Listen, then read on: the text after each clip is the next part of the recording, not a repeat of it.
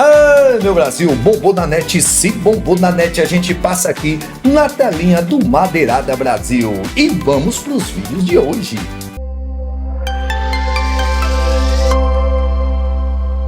O bolsonarismo foi cria da cúpula militar e ele foi usado como bode expiatório para derrotar a esquerda num processo que envolveu a Lava Jato, envolveu a mídia corporativa, envolveu o sistema econômico. E aí tem um problema mais de fundo, Igor. O modelo econômico neoliberal é crise, porque parte da precarização, terceirização, subordinação e eliminação de políticas públicas.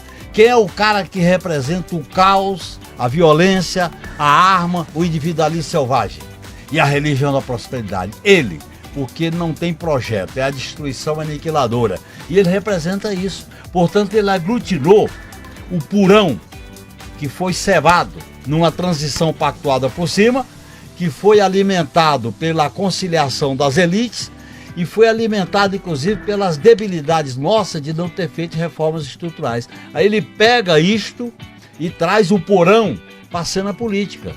Eu acho que ele tem um desafio pela frente. Um processo de investigação, de prisão e de condenação, que isso vai acontecer, gera para uma liderança popular um desgaste muito grande.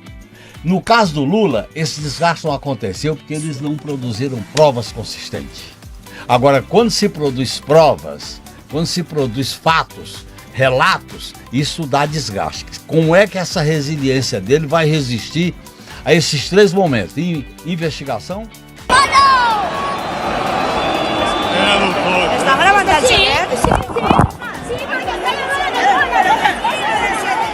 Ana, por favor, eu queria que você relatasse o que aconteceu no estádio Mestalla com você.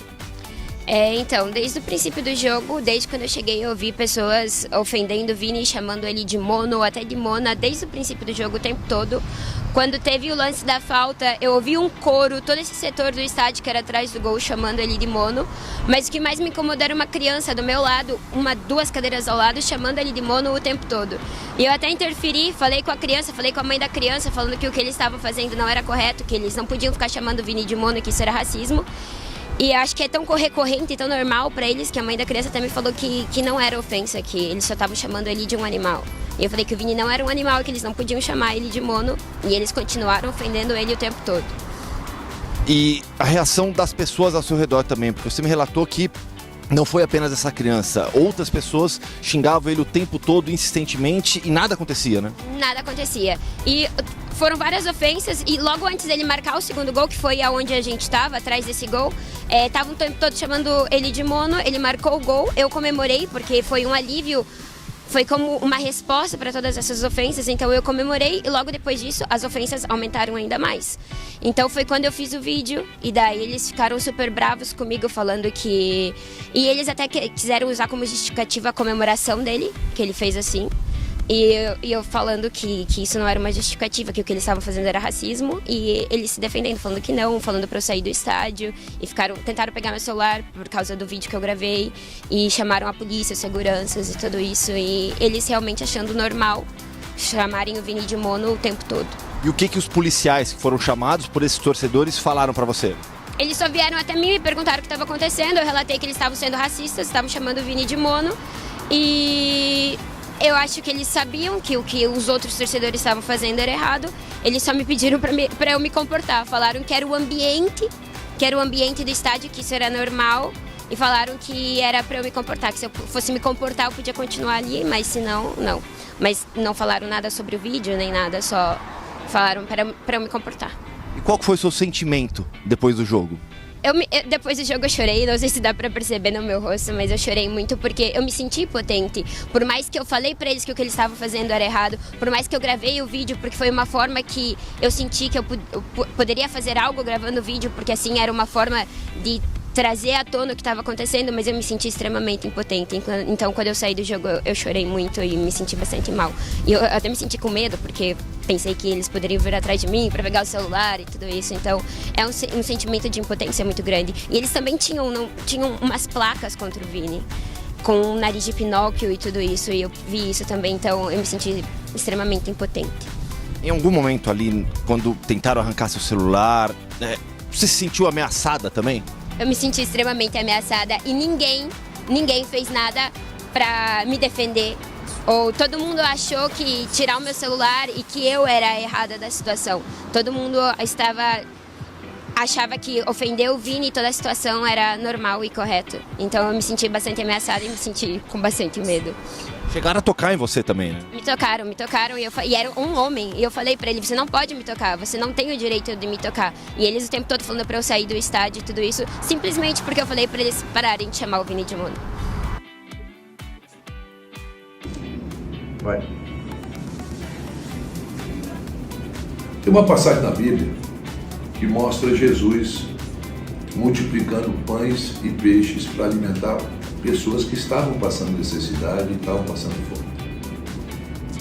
É uma passagem muito bonita, porque Jesus sempre pregou o amor, sempre pregou a paz, sempre pregou a solidariedade, principalmente para aqueles que o seguem e o seguiram a vida toda. Isso que é ser cristão.